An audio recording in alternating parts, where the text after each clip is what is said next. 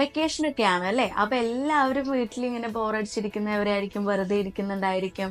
അല്ലാന്നുണ്ടെങ്കിൽ കുറേ പേര് യാത്രകളൊക്കെ ചെയ്യുന്നുണ്ടായിരിക്കും, ഫാമിലി വിസിറ്റൊക്കെ ചെയ്യുന്നുണ്ടായിരിക്കും. എനിവേ ക്ലാസ് ഒന്നും ഇല്ലാണ്ട് നമ്മൾ എക്സാം റിസൾട്ടൊക്കെ വന്നപ്പോൾ ഫ്രീ ആയിട്ട് അടുത്ത അഡ്മിഷൻ പരിപാടികളൊക്കെ ആയിട്ട് ഇങ്ങനെ നടക്കുമായിരിക്കും അല്ലേ?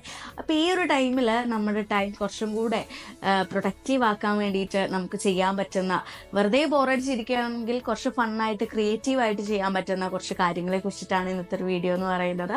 Welcome to Just Talk.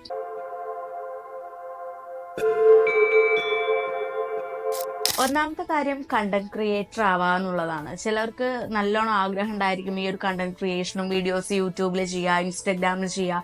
പക്ഷെ ക്ലാസ്സും കാര്യങ്ങളൊക്കെ ഉള്ളതുകൊണ്ട്, എക്സാംസ് ഒക്കെ ഉള്ളതുകൊണ്ട്, അതിനു വേണ്ടിയുള്ള പ്രിപ്പറേഷൻസ് ഉള്ളതുകൊണ്ട് നമുക്ക് ഇതിലധികം കോൺസെൻട്രേറ്റ് ചെയ്യാൻ പറ്റില്ല അല്ലേ? പക്ഷേ ഇപ്പോഴത്തെ കാലത്ത് ഫ്രീ ടൈം കിട്ടുകയാണെന്നുണ്ടെങ്കിൽ നല്ലൊരു ഓപ്ഷനാണ് കണ്ടന്റ് ക്രിയേറ്റർ ആയിട്ട് മാറുക എന്നുള്ളത്. ചിലർക്ക് അതൊരു എന്റർടൈൻമെന്റ് ആയിട്ടുള്ള ഒരു കാര്യമാണ്, ചിലർക്ക് ടൈം പാസ് പോലെ ചെയ്യുന്നവരുണ്ട്, ചിലർക്ക് അതൊരു ബിസിനസ് ആണ്, ഇൻകം ജനറേറ്റ് ചെയ്യാൻ പറ്റുന്ന ഒരു സോഴ്സ് ആണ്. അപ്പൊ നിങ്ങൾക്ക് നിങ്ങൾ ഡെയിലി ലൈഫിലെ കണ്ടന്റ്സ് ഒക്കെ ഇട്ടുകൊണ്ടോ, അല്ലാന്നുണ്ടെങ്കിൽ നിങ്ങൾക്ക് ഇൻട്രസ്റ്റ് ഉള്ള ഏതൊരു ഏരിയ ആണോ, നിങ്ങൾക്ക് ഇൻട്രസ്റ്റ് ഏതൊരു ഏരിയ ആണോ, പാഷൻ, നിങ്ങൾക്ക് ഏറ്റവും കൂടുതൽ സംസാരിക്കാൻ പറ്റുന്നത് ഏത് ഏരിയ ആണോ, അതൊക്കെ ഏതാണെന്ന് മനസ്സിലാക്കിയിട്ട് അതിനെക്കുറിച്ച് കണ്ടന്റ്സ് ഒക്കെ മേക്ക് ചെയ്തിട്ട് യൂട്യൂബിലോ ഇൻസ്റ്റഗ്രാമിലോ നിങ്ങൾക്ക് ക്രിയേറ്റേഴ്സ് ആയിട്ട് മാറാൻ പറ്റിയിട്ടുള്ള ഒരു അവസരമാണ് ഈ വെക്കേഷൻ ടൈം എന്ന് പറയുന്നത്. രണ്ടാമത്തേന്ന് പറയുന്നത് നമ്മുടെ പ്രകൃതിയുമായിട്ട് ടൈം സ്പെൻഡ് ചെയ്യുക എന്നുള്ളത്. ഈ നാച്ചുറലുമായിട്ട് ടൈം സ്പെൻഡ് ചെയ്യുക എന്നത് ഏറ്റവും ഇമ്പോർട്ടൻ്റ് ആയിട്ടുള്ള ഒരു കാര്യമാണ്. കാരണം നമ്മൾ ഡിസ്കണക്ട് ആയിക്കൊണ്ടിരിക്കുന്ന ഒരു സംഗതിയാണ് ഈ നേച്ചറും നമ്മളും തമ്മിലുള്ള ഒരു കണക്ഷൻ എന്ന് പറയുന്നത് അല്ലേ? ഡേ ബൈ ഡേ നമ്മൾ നേച്ചറിൽ നിന്ന് ഇങ്ങനെ അകന്നുകൊണ്ടിരിക്കുകയാണ്. നമ്മുടെ കോൺസെൻട്രേഷൻ മൊത്തം നമ്മുടെ പഠനവും അല്ലാന്നുണ്ടെങ്കിൽ ഫോണും സോഷ്യൽ മീഡിയയും അങ്ങനെയൊക്കെ ആയിട്ട് മൊത്തം മാറിക്കൊണ്ടിരിക്കുകയാണ്. നമ്മൾ ആ പച്ചപ്പും ഹരിതഭയൊക്കെ കണ്ട കാലം തന്നെ ചിലപ്പോൾ മറന്നിട്ടുണ്ടായിരിക്കും അല്ലേ? സോ ആ ഒരു ഡിസ്കണക്ഷൻ മാറ്റിയിട്ട് റീകണക്ട് ചെയ്യാൻ പറ്റിയിട്ടുള്ള ഒരു അവസരമാണ് ഇതെന്ന് പറയുന്നത്. നമ്മൾ മനസ്സിനെ അല്ലെങ്കിൽ മെൻ്റൽ ഹെൽത്തിനെയും ഫിസിക്കൽ ഹെൽത്തിനെയും ഒക്കെ ശാന്തമാക്കുന്ന, നമ്മൾ റിലാക്സ് ചെയ്യാനൊക്കെ പറ്റിയിട്ടുള്ള നല്ലൊരു ഓപ്ഷനാണ് നമ്മുടെ പ്രകൃതി എന്ന് പറയുന്നത്. ഫ്രീ ആയിട്ട് നമുക്ക് നല്ലൊരു റിലാക്സിങ് കിട്ടുന്ന ഒരു സ്ഥലമാണ് നമ്മുടെ പ്രകൃതി എന്ന് പറയുന്നത്. അപ്പോൾ നമ്മൾ കാണാൻ മറന്നു പോയിട്ടുള്ള, അല്ലെങ്കിൽ നമ്മൾ പ്രകൃതിയിൽ നിന്ന് കണക്ഷൻ വിട്ടുപോയിട്ടുണ്ടെങ്കിൽ ആ ഒരു റീകണക്ഷൻ ഉണ്ടാക്കിയെടുക്കാൻ പറ്റിയിട്ടുള്ള ഒരു അവസരമാണ് ഈ ഒരു വെക്കേഷൻ ടൈം എന്ന് പറയുന്നത്. സോ നിങ്ങൾ പ്രകൃതിയുമായിട്ടൊക്കെ ഒന്ന് ഇടപഴകുക. മൂന്നാമത്തെ കാര്യം, നിങ്ങൾ വീട്ടിൽ ബോറടിച്ചിരിക്കുകയാണെന്നുണ്ടെങ്കിൽ നിങ്ങളുടെ റൂമും അല്ലാന്നുണ്ടെങ്കിൽ നിങ്ങളുടെ വീട്ടിൽ ഏതാണോ ഒരു സ്ഥലം നിങ്ങൾക്ക് ക്രിയേറ്റീവായിട്ട് മാറ്റിയെടുക്കണം എന്നുണ്ടെങ്കിൽ അതൊക്കെ ഒന്ന് ഡെക്കറേറ്റ് ചെയ്തിട്ടോ റീക്രിയേഷൻ നിങ്ങളുടെ വീടിനോ അല്ലെങ്കിൽ നിങ്ങളുടെ റൂമുകൾക്കോ കൊണ്ടുവരാൻ പറ്റുന്ന ഒരു അവസ്ഥയാണ്. ഇപ്പോൾ പിൻട്രസ്റ്റും കാര്യങ്ങളിലൊക്കെ നോക്കിക്കഴിഞ്ഞാൽ നമുക്ക് ഒത്തിരി മോഡൽസും കാര്യങ്ങളൊക്കെ ഇപ്പോൾ അവൈലബിൾ ആണ് അല്ലേ? ഗൂഗിളൊക്കെ മാറി ഇപ്പോൾ പിൻട്രസ്റ്റിലൊക്കെയാണ് കൂടുതലും എല്ലാവരും മോഡൽസും കാര്യങ്ങളൊക്കെ തിരയുന്നത്. അപ്പോൾ പിൻട്രസ്റ്റിലൊക്കെ നോക്കിക്കഴിഞ്ഞാൽ നല്ല നല്ല റൂം ഡെക്കറേഷൻ ഐഡിയാസ് ഒക്കെ കിട്ടും. അതൊക്കെ കണ്ടിട്ട് നിങ്ങളുടെ റൂംസൊക്കെ കുറച്ചും കൂടെ ക്രിയേറ്റീവായിട്ട് മാറ്റിയെടുക്കാനായിട്ട് ട്രൈ ചെയ്യുന്നു. ഒരേ സ്ഥലത്തല്ലേ ഇരിക്കുന്നത്, ഇനി അങ്ങോട്ട് കുറച്ചു കാലം വേറൊരു അറ്റ്മോസ്ഫിയറിൽ ഇരിക്കാനായിട്ട് ട്രൈ ചെയ്യുന്നു. പുതിയൊരു ഹോബി സ്റ്റാർട്ട് ചെയ്യാനായിട്ട് നോക്കുക. അതായത് നിങ്ങൾക്ക് ഒട്ടും ഇഷ്ടമല്ലാത്തൊരു ഹോബിയൊന്നും അല്ല സ്റ്റാർട്ട് ചെയ്യണല്ലോ വിചാരിച്ച് സ്റ്റാർട്ട് ചെയ്യേണ്ട. നിങ്ങൾക്ക് ഇൻട്രസ്റ്റ് ഉള്ള, നിങ്ങൾക്ക് പാഷനുള്ള, നിങ്ങളുടെ ടൈം കുറച്ചും കൂടെ പ്രൊഡക്റ്റീവ് ആക്കാൻ പറ്റുന്ന, നിങ്ങളുടെ പേഴ്സണൽ ഡെവലപ്മെൻറ്റ് ഹെൽപ്പ് ചെയ്യുന്ന, നിങ്ങളുടെ ഗ്രോ ചെയ്യാൻ ഹെൽപ്പ് ചെയ്യുന്ന നല്ലൊരു ഹോബി, നിങ്ങൾക്ക് ഇൻട്രസ്റ്റ് ഉള്ള ഒരു കാര്യം നിങ്ങളുടെ ഡെയിലി റുട്ടീനിൽ ഉൾപ്പെടുത്താനായിട്ട് നോക്കുക. ഒരു ന്യൂ ഹോബി നിങ്ങൾ കണ്ടെത്തിയിട്ട് അത് കണ്ടിന്യൂ ചെയ്യാനായിട്ട് നോക്കുക. ഇനിയിപ്പോൾ ഒരു +2 ഒക്കെ കഴിഞ്ഞ് ഒരു ഡിഗ്രി ഒക്കെ ചെയ്ത് ഡിഗ്രിയിൽ ഇരിക്കുന്നവരാണെന്നുണ്ടെങ്കിൽ ആർക്കോ, ഇനിയിപ്പോൾ ഏജ് വൈസ് അങ്ങനെയൊന്നും ഞാൻ പറയുന്നില്ല, പറ്റുന്നവരാണെന്നുണ്ടെങ്കിൽ ഒരു ബിസിനസ്, ഒരു സ്റ്റാർട്ടപ്പ് പോലെ എന്തെങ്കിലുമൊക്കെ തുടങ്ങാനായിട്ട് നോക്കുക. ഇപ്പോൾ സോഷ്യൽ മീഡിയ ത്രൂ ഒരുപാട് കാര്യങ്ങൾ സെല്ല് ചെയ്യുന്നവരുണ്ട്, ഡ്രസ്സും ക്ലോത്തിങ്ങും കാര്യങ്ങളൊക്കെ ആയിട്ട്. അല്ലാന്നുണ്ടെങ്കിൽ വേറെ ആക്സസറീസും കാര്യങ്ങളൊക്കെ സെല്ല് ചെയ്യുന്നവരുണ്ട്, ഓർണമെൻറ്റ് സെല്ല് ചെയ്യുന്നവരുണ്ട്. പിന്നെ നമുക്ക് ഗിഫ്റ്റ് ബോക്സ് അല്ലെങ്കിൽ ഡെക്കറേഷൻസ് അങ്ങനെയൊക്കെ തുടങ്ങിയിട്ട് ഒത്തിരി ചെറുപ്രായത്തിൽ തന്നെ ബിസിനസ്സൊക്കെ സ്റ്റാർട്ട് ചെയ്യുന്ന ഒത്തിരി പേരുണ്ട് അല്ലേ? സ്റ്റാർട്ടപ്പ് പോലെ. അപ്പം അങ്ങനെ എന്തെങ്കിലും സ്റ്റാർട്ടപ്പ് തുടങ്ങാനായിട്ട് നോക്കുക. ജസ്റ്റ് ഒരു എന്താ പറയുക, ഒരു ചുവട് വെക്കുന്നത് പോലെ ജസ്റ്റ് ഒരു സ്റ്റെപ്പ് എന്ന രീതിക്ക് ജസ്റ്റ് തുടങ്ങി വെച്ചാൽ മതി. പിന്നെ പോകെ പോകെ നമുക്ക് സക്സസ്ഫുള്ളിലേക്ക് എത്തുകയാണെന്നുണ്ടെങ്കിൽ ബെറ്റർ ആയിരിക്കും. ഒരു സക്സസ്ഫുൾ ബിസിനസ്സായിട്ട് അത് മാറുകയാണെന്നുണ്ടെങ്കിൽ ബെറ്റർ ആയിരിക്കും. നമുക്കറിയാം ഇപ്പോൾ യൂട്യൂബിലും ഇൻസ്റ്റഗ്രാമിലും ഒക്കെ നിരവധി പോഡ്കാസ്റ്റ് ചാനലുകളാണ് വന്നുകൊണ്ടിരിക്കുന്നത്. ഒട്ടനവധി വിഷയങ്ങളെക്കുറിച്ച് കമ്മ്യൂണിക്കേറ്റ് ചെയ്യാണ്ട് സംസാരിക്കുന്നുണ്ട് അല്ലേ?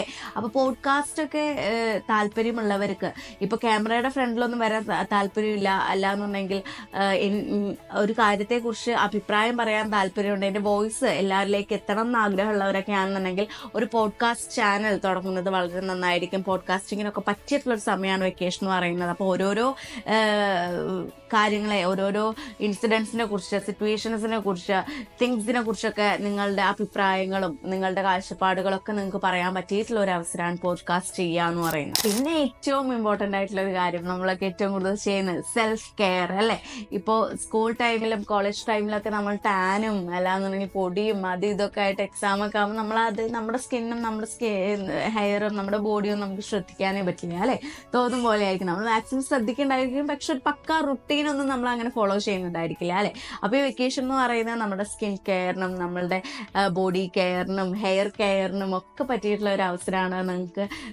നിങ്ങളെ കുറച്ചും കൂടെ ഒന്ന് സുന്ദരിയാക്കാൻ വേണ്ടിയിട്ട്, സുന്ദരന്മാരാക്കാൻ വേണ്ടിയിട്ട്, നിങ്ങളെ കുറച്ചും കൂടെ ഹെൽത്തി ആക്കാൻ വേണ്ടിയിട്ട് കുറേ കാര്യങ്ങൾ നിങ്ങൾക്ക് ചെയ്യാൻ പറ്റും. ഹെൽത്തി ഫുഡ് റുട്ടീനൊക്കെ നിങ്ങൾക്ക് ഫോളോ ചെയ്യാനൊക്കെ പറ്റും. കുക്കിംഗ് ഇഷ്ടമുള്ളവർക്ക് പറ്റിയിട്ടുള്ള ഒരു സമയമാണ് വെക്കേഷൻ. കാരണം നിങ്ങൾക്ക് പുതിയ ഡിഷസ് ഒക്കെ പ്രാക്ടീസ് ചെയ്യാനായിട്ട് പറ്റും. ഇപ്പോൾ പ്രാക്ടീസ് ചെയ്യാൻ നിങ്ങൾക്ക് അതിൻ്റെ റെസിപ്പീസും കാര്യങ്ങളൊന്നും അവൈലബിൾ അല്ല എന്നുണ്ടെങ്കിൽ നമ്മളെപ്പോഴും ചെയ്യുന്നത് പോലെ തന്നെ നമ്മുടെ യൂട്യൂബിലൊക്കെ നോക്കിയിട്ട് ഓരോരോ റെസിപ്പീസൊക്കെ കണ്ടിട്ട് നിങ്ങൾക്ക് പുതിയ ഡിഷസ് ഒക്കെ ഉണ്ടാക്കി പഠിക്കാനായിട്ട് പറ്റും.